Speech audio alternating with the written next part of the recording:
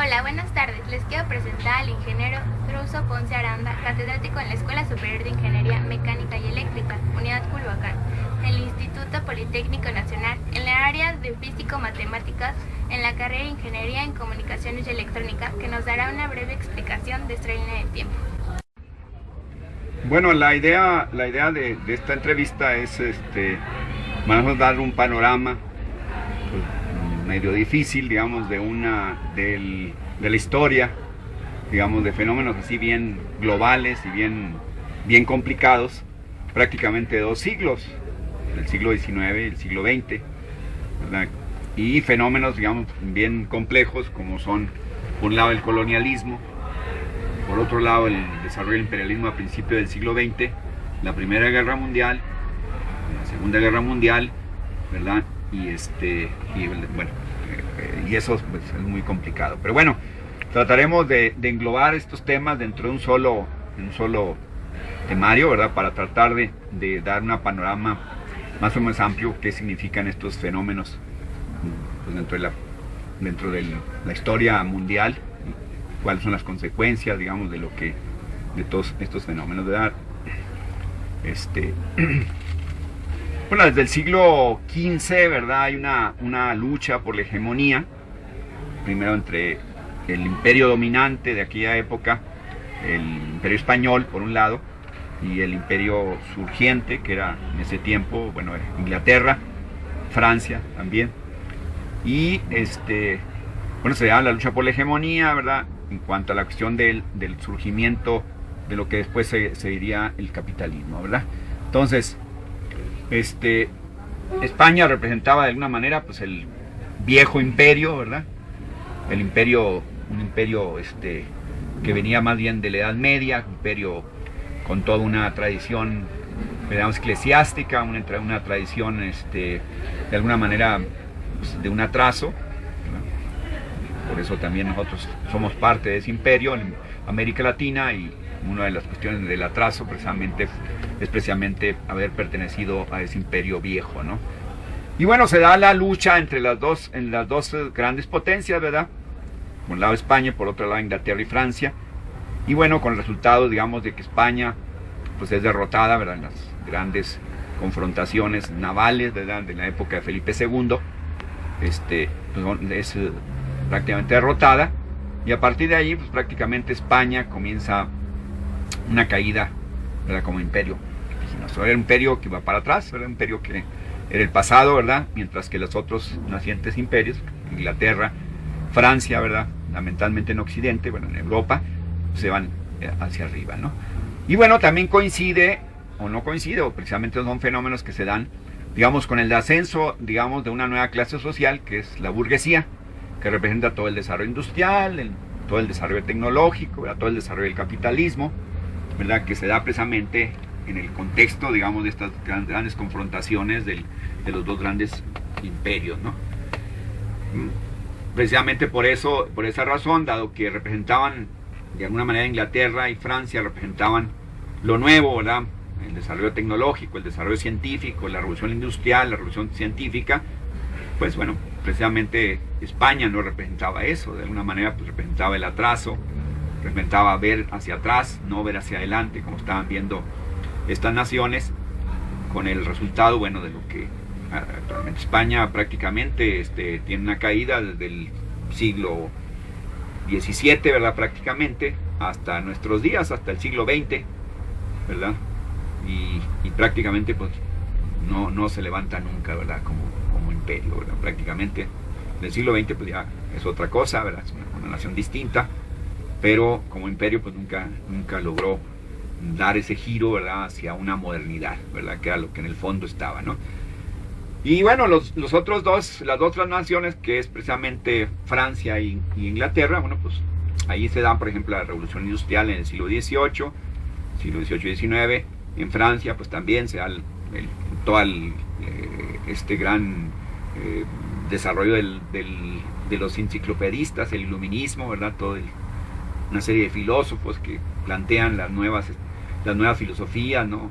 El racionalismo, ¿verdad? Que son el desarrollo de las nuevas tecnologías, la nueva ciencia, la física, por ejemplo, Newton en Inglaterra, pues en Francia, pues Descartes, por ejemplo, con el racionalismo. Y bueno, se va dando todo un desarrollo, ¿verdad?, industrial, comercial, un desarrollo tecnológico, un desarrollo científico, cultural, ¿verdad?, guiado por esas dos grandes, de alguna manera, pues, naciones, ¿verdad?, que tienden a convertirse en dos grandes imperios, ¿verdad? Y, por supuesto, España, pues, sigue teniendo de alguna manera muchos de las colonias, ¿verdad?, todavía hasta el final del siglo XIX, contempla todavía a Cuba, a Haití, ¿verdad?, también dentro de sus colonias, como las últimas colonias, de alguna manera, que pertenecían al Imperio Español, que ya le estaba disputando, pues, otra potencia que iba emergiendo a final del siglo XIX, que es Estados Unidos, ¿verdad? Estados Unidos comienza a emerger como una potencia industrial después de la Guerra Civil, después de la Guerra de Secesión, ¿verdad?, entre el norte y el sur, ¿verdad?, entre el norte industrializado, de alguna manera, con desarrollo más hacia el futuro, y por otro lado, con el capitalismo, digamos, agrario, ¿verdad?, del sur. Y con el resultado de la derrota del capitalismo agrario del sur, ¿verdad?, y bueno, el desarrollo impetuoso de un nuevo capitalismo, ¿verdad?, competitivo, que aspira también a ser pues una potencia, ¿no? Por otro lado, dentro del centro de Europa, ¿verdad?, está Alemania, ¿verdad? Alemania, también, bueno, comienza a finales con la unidad de Alemania, porque Alemania estaba formada por estados, por principados, ¿verdad? Entonces, pues se unifica bajo la hegemonía de Prusia, y ponen un emperador que es el rey de Prusia, que se vuelve emperador de todos los alemanes, ¿no? Y se unifica Alemania, ¿verdad?, bajo un programa imperial, bajo un programa para disputar la hegemonía, ¿verdad?, a Inglaterra y a Estados Unidos. Y bueno, pues los resultados, pues, es precisamente la Primera Guerra Mundial, ¿verdad? Nosotros vemos que Inglaterra efectivamente llena todo el imperio inglés, llena prácticamente, después de la derrota de Napoleón en 1812, prácticamente lo que representa Francia, ahora el imperialismo de alguna manera francés,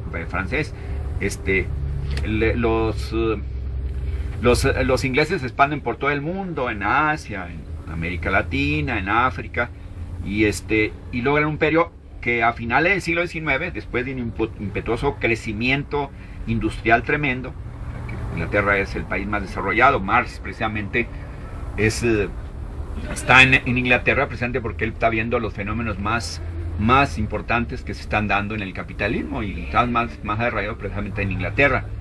Entonces, ya al final del siglo XIX, pues todo ese impetuoso crecimiento, ¿verdad?, comienza, pues, prácticamente a caer. El imperio inglés comienza a tener problemas, ¿verdad?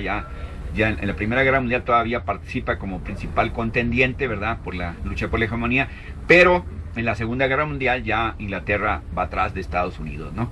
Entonces, Inglaterra, bueno, comienza a caer, y entonces la Primera Guerra Mundial es precisamente la lucha de quién se queda con la herencia, la hegemonía de la economía mundo, o sea, mundo capitalista, ¿no?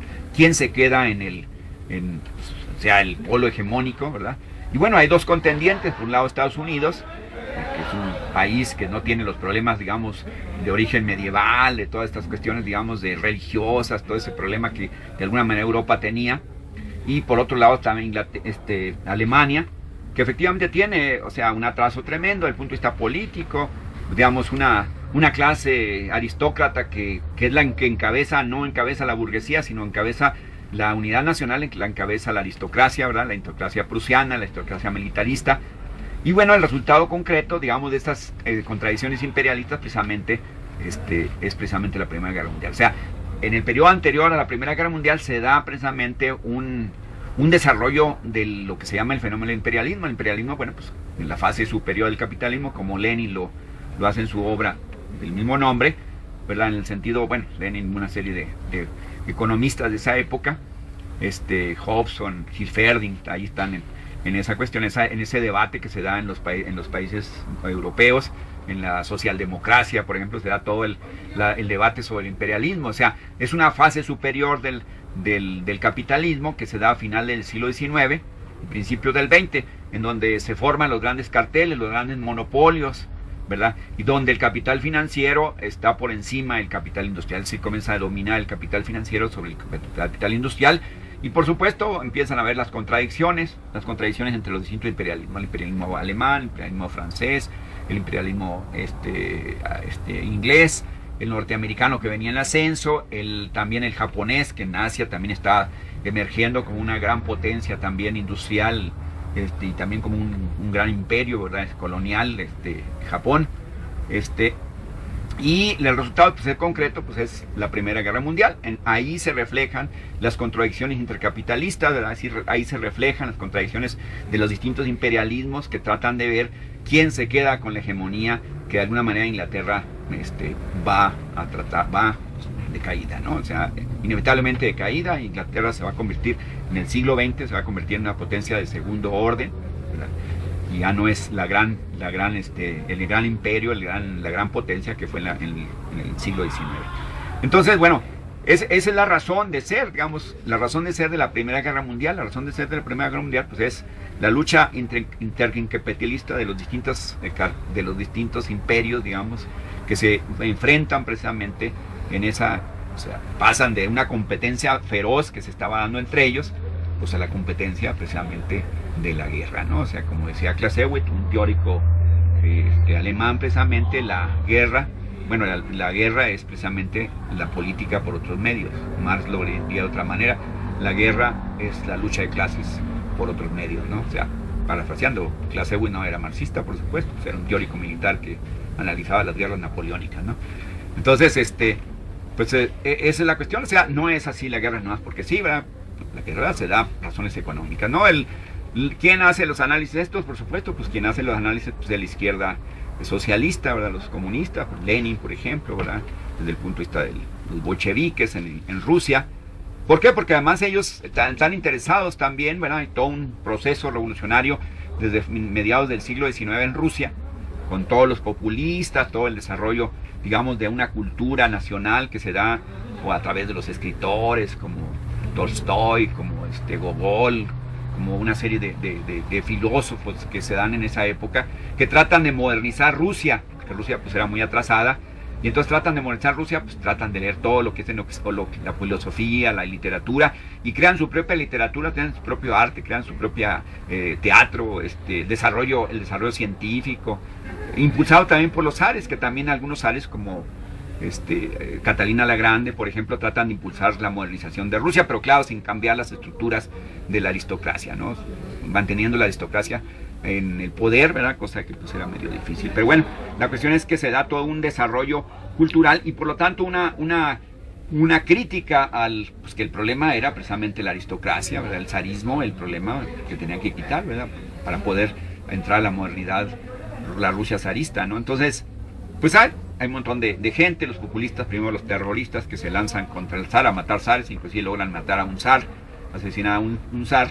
Y por otro lado, bueno, pues los revolucionarios, digamos, de corte, por ejemplo, marxista, que comienzan a aparecer dentro de ese contexto cultural bien importante que se llama el populismo, ¿no? Entonces, dentro de ese contexto, pues aparece la traducción, las primeras traducciones del Capital, ¿verdad? La obra de Marx. Y bueno, los intelectuales comienzan a leerlo, ¿verdad? Los intelectuales revolucionarios, y bueno, pues es para ellos un descubrimiento de cómo analizar las situaciones del capitalismo, ¿no? Entonces, bueno, uno de los que lee, muy joven inclusive, pues es Lenin, por ejemplo, Trotsky también, ¿verdad? Por supuesto, toda esa generación de jóvenes que nacen en la década de los 70s, más o menos, y que después serán actores importantes en la revolución de 1905, las dos de 1917, y por supuesto la toma del poder de octubre de 1917. Entonces, ¿por qué les interesa a los bolcheviques? ¿Por qué les interesa a los socialistas precisamente esas contradicciones del imperialismo? ¿Por qué les interesa la guerra?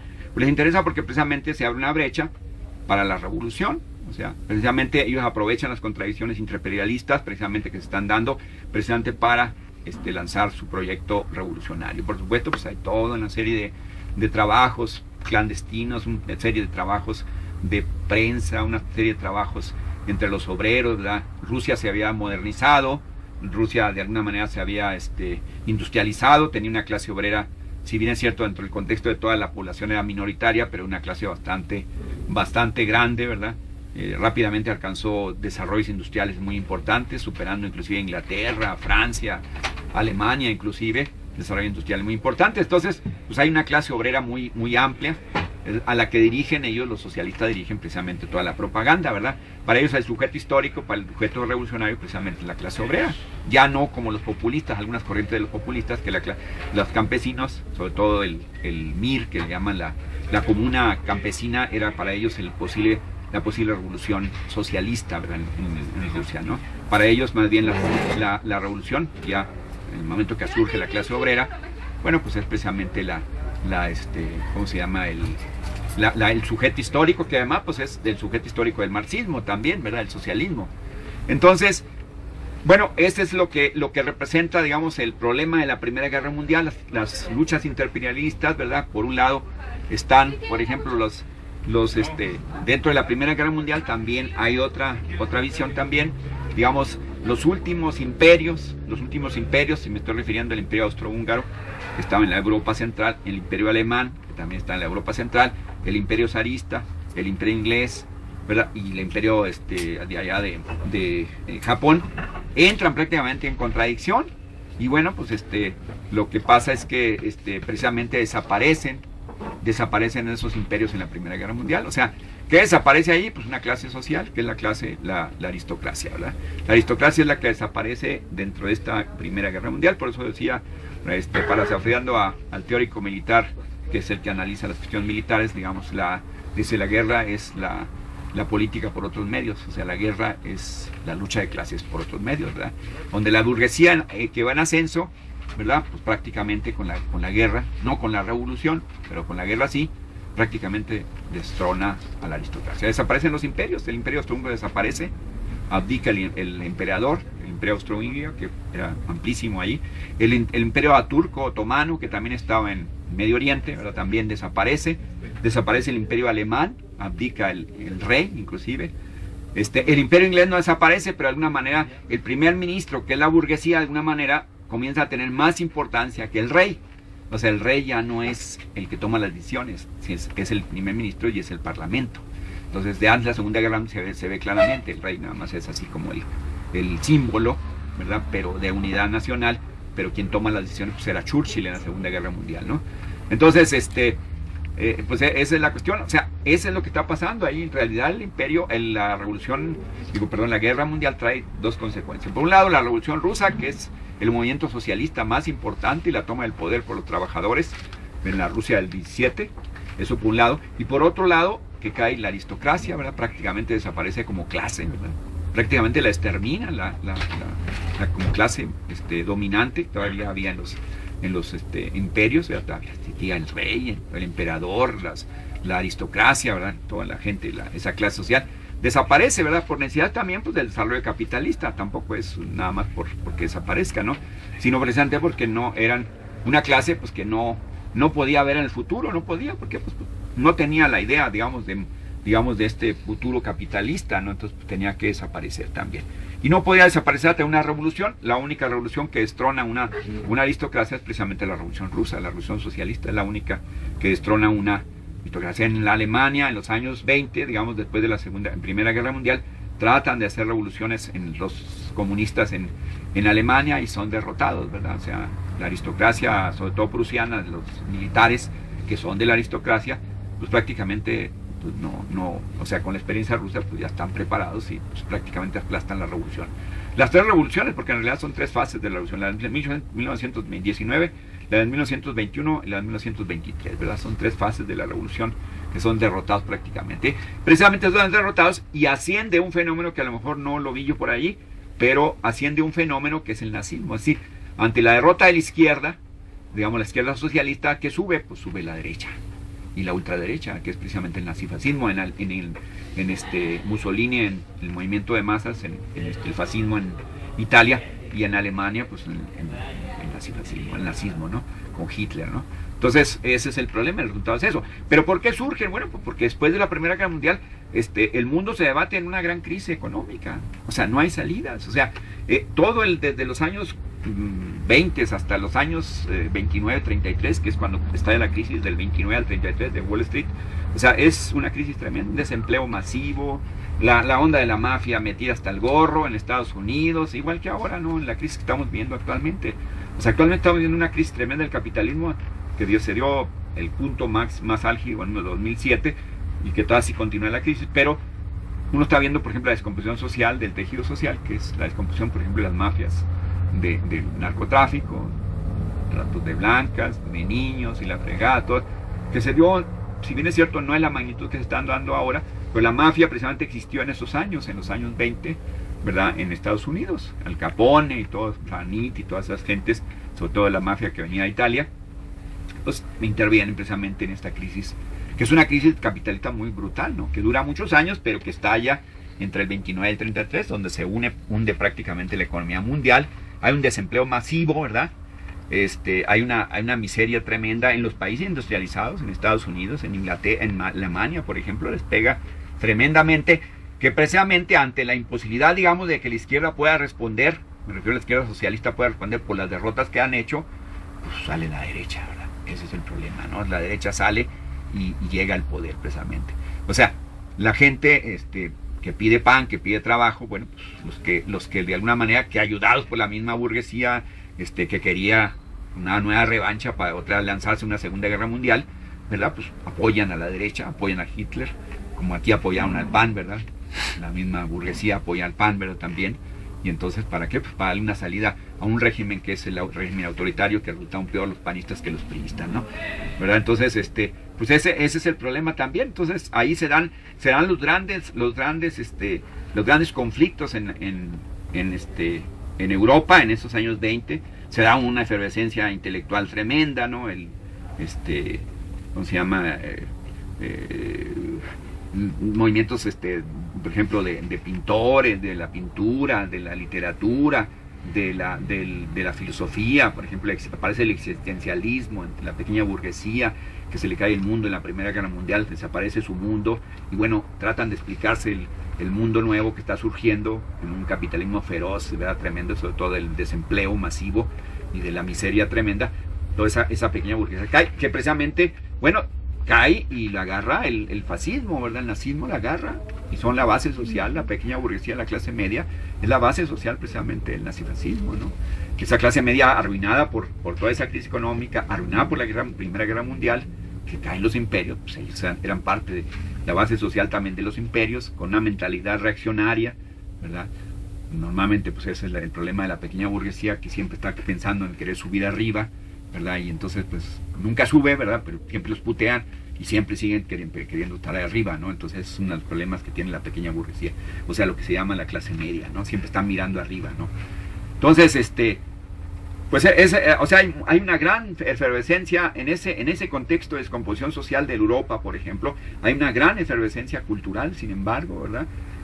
Por ejemplo, Viena se convierte, a pesar del imperio, antes del que era imperio, pero después del imperio se convierta en un gran centro cultural de la música, de la pintura. Ahí aparece, ¿cómo se llama? Freud, digamos, el psicoanálisis, la escuela de Viena, que es una escuela de filosofía, ¿verdad? El positivismo lógico.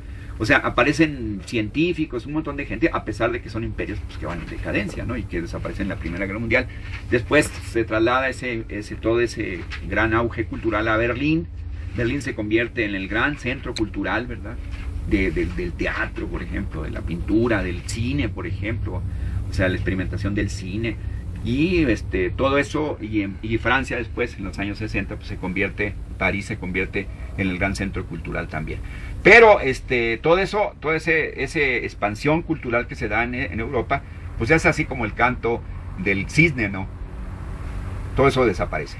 Todo eso, el fascismo lo barre, ¿no? O sea, sencillamente, o sea, el totalitarismo fascista lo barre, ¿no? Lo extermina, ¿no? Todos los intelectuales tienen que huir, sobre todo porque hay muchos de los intelectuales que participaron en ese gran efervescencia, no solamente desde el punto de vista cultural, sino científico, pues eran de origen judío. Por ejemplo, aparece en los años 20 la mecánica cuántica, por ejemplo, aparece la teoría de la relatividad al principio del siglo XX, o sea, y son intelectuales judíos los que de alguna manera, uno de los actores principales, Alberto Einstein, pues es judío, ¿verdad?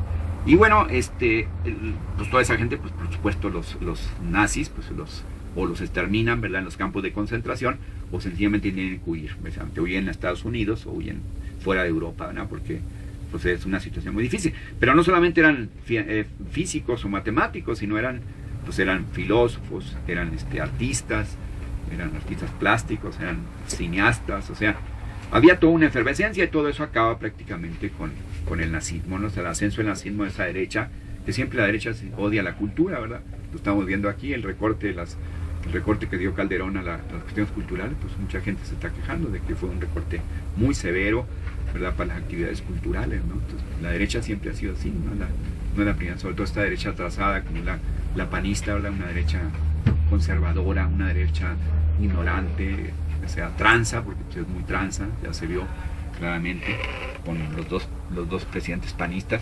Y eso es lo que hacen. Entonces normalmente, pues bueno, la cultura es así para ellos, sobre todo la cultura crítica, pues es para ellos una aberración, entonces pues a barrerla, ¿no? Alemania, después de haber sido una gran potencia cultural, porque además Alemania tuvo grandes hombres, grandes filósofos, pues, nada más y nada menos, ahí está Einstein, ¿verdad? En el caso de la física, pero están un montón de físicos y matemáticos, pero también están filósofos como Heidegger, por ejemplo, ¿verdad? Como Husserl, o sea, una playa de científicos, una playa de ciencias sociales, Weber, por ejemplo, que toda esa gente pues descolla y son alemanes precisamente, y todo eso acaba prácticamente en Alemania. O sea, Alemania le comienzan, por ejemplo, para explicarse la historia, un libro que es un mamotreto, ¿verdad? Un mamotreto que se llama los protocolos de los sabios de Sion, que los servicios secretos del zarismo lo habían publicado, como que los judíos lo habían escrito, era un libro que lo publicaban anónimamente, entonces decían que lo habían publicado, y que ese eran los protocolos, es decir, las actas de un congreso que los judíos hicieron para dominar, y ahí donde decían que iban a dominar el mundo. O sea, eso era un pretexto de la misma derecha zarista. ¿Para qué? Pues para masacrar a los judíos. Cada rato, cada lunes y martes había en la Rusia prerevolucionaria, había pogroms, o sea, matanzas de judíos, ¿no? Tremendas. Entonces, eso lo trasladan después al nazismo y ahí se convierte así en el gran matanza de judíos, el gran pogrom, que son los campos de concentración y las de estos de exterminio. O sea, exterminan 5 billones, no sé cuántos serán, de judíos, entre los judíos, pero no es lo único que exterminan, ¿verdad? Exterminan rusos, exterminan ¿cómo se llaman los? No sé cómo se llaman los, o sea, muchos pueblos son exterminados prácticamente. Entonces, eso es lo que pasó. Ese es otro fenómeno que hay que analizar ahí, ¿verdad? La cuestión del fascismo, del nazismo, ese movimiento de derecha que surge entre la Primera y la Segunda Guerra Mundial. El fascismo pues desemboca en la Segunda Guerra Mundial, ¿verdad? Pero ya una Alemania que no es la Alemania aristócrata, aunque la aristocracia se une a Hitler para pelear la hegemonía. En la Segunda Guerra Mundial después pelean otra vez de nuevo para ver quién se queda con la hegemonía, porque Inglaterra pues ya iba para abajo, y pues estaba Estados Unidos que iba para arriba, y por otro lado Alemania, que con esa cuestión de la revancha de la Primera Guerra Mundial pues trata de nuevo de instalarse como potencia. Y con Hitler, bueno, pues la burguesía imperialista alemana y además la aristocracia que todavía quedaba de la Primera Guerra Mundial, pues ahí se anidan pues precisamente para sobrevivir todavía como clase social. Todavía había los von, ¿verdad? Los von, el von Himmler, bueno, Himmler no era von, pero eran los señores de la aristocracia, que normalmente lo que quedaba era precisamente los militares, ¿no? Los militares eran de la aristocracia, que precisamente los conflictos que tenía Hitler con la cúpula militar precisamente se debían a cuestiones de clase, ¿no? Que el otro venía, pues es un plebeyo que viene de abajo, que se asciende al poder, ¿verdad? Y los otros cuates pues eran de la aristocracia, ¿no? Pues lo despreciaban inclusive a Hitler, ¿no? A Hitler y a los nazis. Lo que pasa es que estaban unidos porque sabían que el proyecto que les presentaba Hitler pues les interesaba como proyecto imperialista de dominio sobre todo de la Europa del Este en Rusia, ¿no? Y bueno, ahí se dan los fenómenos del imperialismo en el sentido, digamos, del desarrollo capitalista así en forma tremenda, pero además un capitalismo bien agresivo, ¿verdad? Un imperialismo bastante agresivo, porque más se convierten en 2 guerras mundiales que entre las dos prácticamente 50 millones de gente se van a la mierda, ¿verdad? Entonces, pues eso es más o menos lo que representan el fenómeno del colonialismo, el fenómeno del imperialismo, la cuestión de la crisis de los años 20, la cuestión del nazifascismo, la cuestión de la derrota de los movimientos obreros, la cuestión del movimiento revolucionario en Rusia, después la contrarrevolución del movimiento revolucionario en Rusia por el stalinismo, la que sube Stalin al poder y prácticamente desmadra toda la revolución rusa. Todo eso es fenómenos de autoritarismo, ¿verdad?, de totalitarismo, prácticamente, bueno, pues están como en consonancia con lo que sería el nazismo de Hitler, ¿no? Entonces, todo eso, pues prácticamente en la Segunda Guerra Mundial, prácticamente es derrotado, ¿no? O sea, los nazis prácticamente, y sobre todo la aristocracia prusiana, prácticamente les termina, ¿no? O sea, esa gente pues no se salva, ¿verdad? Prácticamente cuando venían los rusos, sobre todo avanzando de Europa del Este, prácticamente esa gente pues las terminan prácticamente. Entonces desaparece la clase social, la aristocracia. Parece, no digo que no haya reyes como el pendejo que tenemos en España, ¿verdad? Que también es un reyesuelo ahí, chafa, ¿verdad? Pero de alguna manera, bueno, pues es ya prácticamente la aristocracia como clase social, prácticamente entre la Primera Guerra y la Segunda Guerra Mundial desaparece, prácticamente. Entonces, pues ese es lo que representa, digamos, y representa, pues marcaron la historia del siglo XX, ¿verdad? Marca la historia del siglo XX, la Primera Guerra Mundial y la Segunda Guerra. Marca la historia del siglo XX el nazifascismo, marca la historia de los grandes movimientos obreros en Europa y la de Rusia, y las derrotas de los movimientos, de ambos de movimientos, de la derrota por la clase burguesa, la burguesía, por la aristocracia en Alemania, ¿verdad?, que pues todavía tiene poder para poder derrotarlos, ¿no? Y entonces, por otro lado, el movimientos así bien importantes de toda la cuestión, digamos, de los pintores, ¿verdad?, que se expanden, y todo es un movimiento cultural bien importante en esa época, ¿verdad? La gente, por ejemplo, los intelectuales iban a Europa, pues a educarse, ¿no?, con los grandes literatos que estaban escribiendo su obra primeramente, ¿no?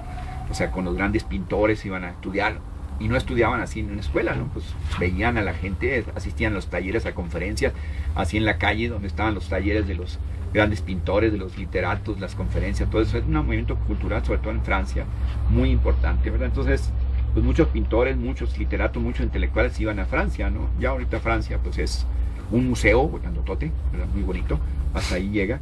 Francia se le acabó, y a Europa se le acabó también la hegemonía. Europa se acabó, ¿verdad? Ya Europa quedó como el pasado, ¿verdad? Las últimas crisis estamos viéndola, la crisis de 2011 y 2012, prácticamente Europa pues está valiendo gorro, como dicen por ahí, pues es una gran potencia, como unidad es una gran potencia, pero con esta crisis económica pues le va a pegar bien duro, ¿no? Entonces, pues eso es lo que pasa. Bueno, ¿qué es lo que quedó después de la Segunda Guerra Mundial? Pues queda la Unión Soviética como una de las beligerantes que queda todavía pues, intacta, ¿verdad? Y Estados Unidos por el otro lado, que está liderando todos los países capitalistas, mientras Rusia lidera a todos los países que se llaman socialistas, ¿no?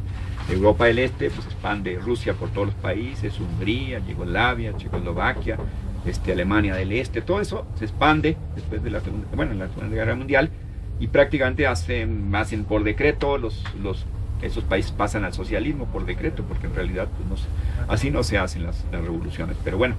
Y entonces después se convierten en los líderes de los dos polos, y se hace lo que se llama pues una tercera guerra mundial, que sería la Guerra Fría. La Guerra Fría representa precisamente el enfrentamiento, pero no directamente, sino a través, por ejemplo, de las guerras de liberación nacional en los países de la Europa, de países coloniales, ¿verdad? Se dan enfrentamientos donde unos apoyan a un sector y los Estados Unidos apoya lo contrario. Por ejemplo, la guerra de Vietnam, pues uno apoya a ciertas clases coloniales ahí, y por otro lado la Rusia y los demás países pues apoyan a la otra parte. Entonces todas las luchas ya se dan, ¿verdad? Los muertos pues han pagados precisamente por el tercer mundo, ¿verdad? Porque hay guerras coloniales muy encampuchadas, sobre todo en Asia, en África, por ejemplo, en Angola, ¿verdad? O sea, se dan luchas de liberación nacional muy importantes, y bueno, pues todo eso representa en América Latina también. En América Latina se dan pues, las guerras civiles tremendas en El Salvador, en Nicaragua, en Honduras, en todo el cono sur, por ejemplo, que de alguna manera representan la Guerra Fría, lo que llaman la Guerra Fría, porque nunca se enfrentaron ellos directamente como potencia, ¿no? Hasta que en 1999 pues desaparece la Unión Soviética, entre una crisis, ya venía entrando una crisis de los 70s, una crisis económica y pues desaparece prácticamente la Unión Soviética. Y Estados Unidos, bueno, pues sale como potencia hegemónica, pero a su vez que sale como potencia hegemónica es cuando comienza a tener las crisis más severas, más fuertes. ¿Por qué? Porque todo el gasto militar que utilizaba, por ejemplo, una de las explicaciones que se da, todo el gasto militar que se da para combatir supuestamente el comunismo, ¿verdad? Pues bueno, ya no existe el comunismo, ya no existe que por cierto la clase dominante norteamericana pues, se ve la necesidad de crear un nuevo fantasma, ¿no? Y entonces crean el terrorismo con las Torres Gemelas del 2001, pues entonces aparece el nuevo fenómeno para darle a la industria militar todo una pretexto y al ejército norteamericano para precisamente producir armas y la guerra, invadir Afganistán, invadir ¿cómo se llama? Irak, y tratar de invadir ¿cómo se llama? Irán, ¿no? Entonces, o sea, aparte, porque ya no tenían el pretexto del comunismo, ¿no? Entonces, cuando tenían el pretexto del comunismo se ponían a producir un montón de armas y la frega, que porque el otro estaba muy cabrón, entonces, pues, la cuestión es que no era cierto, ¿no? Entonces, cuando de repente ya no tienen ese pretexto, entonces la economía norteamericana comienza a hundirse, ¿no? Y se comienza a hundir, o sea, inevitablemente tienen crisis constantemente que nos afectan a nosotros, la crisis del 82, la crisis del 87, la crisis del 94, la crisis del 2001, previo a la 2001 por las Torres Gemelas, pues había una crisis tremenda también, la crisis del 2007 que es la más severa, donde va cayendo prácticamente y que pega directamente a Wall Street, o sea, en Nueva York, a la bolsa más importante del mundo financiero. Entonces, bueno, pues eso es lo que está pasando actualmente. El mundo está viendo una convulsión tremenda, ¿verdad? Hay una transformación tecnológica, científica tremenda, ¿verdad? Los países de Asia pues parece que están aprendiendo a ser los que de alguna manera están recibiendo todos esos beneficios. China, ya Japón ya venía de allí, y bueno, pues muchos de los países de allí, por ejemplo Corea, o sea, que ya están teniendo desarrollos muy importantes desde el punto de vista económico, siendo con una competitividad tremenda, ¿no? O sea, el problema de la hegemonía, bueno, pues Estados Unidos está en decadencia, lo dice el Jeffrey Sachs, ¿verdad? Que es un economista de Harvard, ¿verdad? Uno de los grandes economistas norteamericanos. Estados Unidos inevitablemente, igual que Europa, inevitablemente va de caída. No quiere decir que va a desaparecer, ¿no? Pero lo que representa desde el punto de vista político, militar y la fregada, ya no va a ser lo que va a ser. Incluso en Irak, o sea, todo el mundo dice, ay, qué buena onda el Obama, ¿no? Porque sacó al ejército norteamericano. Sí, lo que no dicen es que la mayor parte de las compañías norteamericanas que están quedándose con el petróleo y con las riquezas de Irak, precisamente tienen ejércitos privados. Es decir, lo que hacen los norteamericanos, el Estado norteamericano, esos neoliberales norteamericanos como Bush, es privatizar el ejército. O sea, al principio eran así como 30% y lo demás 70% era el ejército norteamericano y los paramilitares eran 30%. Después fue creciendo a 60% y así, hasta llegar a superar prácticamente el ejército norteamericano. Y entonces ahora pues, están llenos de paramilitares norteamericanos, o sea, todos los gentes que se dedican a hacer negocio con la guerra, o sea, exmilitares que tienen ejércitos privados, que cuidan las instalaciones, que hacen guardias y la fregada, en lugar del el ejército norteamericano. Entonces por eso fue prácticamente Obama sacar a los militares, porque son minoría dentro de, por ejemplo, Irak, son minoría, pero pues quedan todos los paramilitares, que son también ejércitos, gentes entrenados por el ejército, pero que ahora son privados y que las grandes compañías los financian, ¿no? O sea, son ya ejércitos privados, ¿no? Entonces, pues estamos viendo una transición muy convulsa, ¿verdad?, del mundo. Y bueno, pues no sabe uno exactamente a dónde va. Pues tenemos todo el desarrollo de las luchas que se están dando en el 2011-2012. Todos los ocupan, ¿verdad?, que ocuparon todos los 40 ciudades de Estados Unidos, entre Wall Street, por ejemplo, movilización tremenda por la crisis económica. Y en España, por ejemplo, los indignados, ¿verdad?, que también se movilizaron por toda España, en Francia también, en Inglaterra también, ¿verdad?, que es muy raro que en Inglaterra ocurran cosas así, porque son más tranquilos, pero bueno, pues parece que andan agarrando a los estudiantes a madrazos con la policía porque precisamente le estaban recortando el gasto público. La Thatcher, que fue una presidenta de los años 70, ¿verdad?, con Reagan en Estados Unidos, pues metió el neoliberalismo, prácticamente privatizó todo en Inglaterra, ¿no? Y prácticamente pues, Inglaterra pues, ya no tiene toda esa seguridad social que tenía anteriormente, que le evitaba precisamente que la lucha política, la lucha de clases sucediera, ¿no? Entonces pues ahora ya no tiene eso, ya está al desnudo, ¿verdad? Entonces, pues, quién sabe qué vaya a pasar. Entonces, bueno, esas son lo que está sucediendo, un gran movimiento de masas, está surgiendo, todavía no sabemos hasta dónde. Los del 132 de aquí de México son parte de esa clase media, de esa pequeña burguesía que ya tampoco dentro del mismo imperialismo, dentro del mismo capitalismo ya no tiene ninguna expectativa, ¿no? Toda esta gente, digamos, que surge en las escuelas privadas, que tampoco es la mayoría, ya ahorita ya las escuelas públicas ya son hegemónicas, pues esta gente precisamente es la que recibió todos los beneficios del neoliberalismo mexicano, todas las políticas neoliberales de privatizar la educación, precisamente, pues darle todo el apoyo a la educación privada, ¿no? A las universidades privadas. Calderón acaba de decir 5,000 millones de pesos para las escuelas privadas, precisamente cuando le quita 156 millones de pesos al poli, ¿no? O sea, 5,000 millones de pesos para las escuelas privadas. Entonces, bueno, pues esa es la bronca. O sea, ellos son los beneficiarios, esa gente son beneficiarios, pero aún así beneficiarios tampoco responde el sistema. El sistema capitalista está en una crisis tremenda, ¿no? O sea, tremenda, no hay posibilidad, digamos, todavía de ver dónde está pues no sé, el final del túnel, podríamos decir. No se ve la luz por ningún lado, entonces, bueno, pues está la situación muy difícil, ¿no? Para América Latina, bueno, pues pasó la modernidad de Europa a Estados Unidos y ya va para Asia, y nosotros nos pasó de noche, ¿no? Nunca nos pasó, o sea, cuando estuvo en hegemónica en Europa, pues teníamos España y pues estábamos fregados. Cuando vino para acá teníamos a los gringos que tampoco nos dejaron, y ahora va para Asia y a nosotros nos quedamos viendo como el chinito, nada más milando, ¿no? Entonces, pues esa es la cuestión. O sea, América Latina está viviendo también una situación muy difícil, aunque también pues ya hay movimientos muy importantes, pues por ejemplo en Venezuela, en Ecuador, en Bolivia, en mismo Chile, en Argentina, hay movimientos sociales muy importantes, ¿verdad? Que de alguna manera cuestionan toda la política neoliberal, que es la que se ha aplicado durante más de 30 años, ¿no? Entonces, pues ese es más o menos el panorama general de todas esas consecuencias de lo que de alguna manera significa siglo XX. Pero todavía tenemos consecuencias de todos esos hechos. Bueno, pues quiero agradecer la atención del ingeniero Druso por habernos dicho estos temas presentados en la línea del tiempo.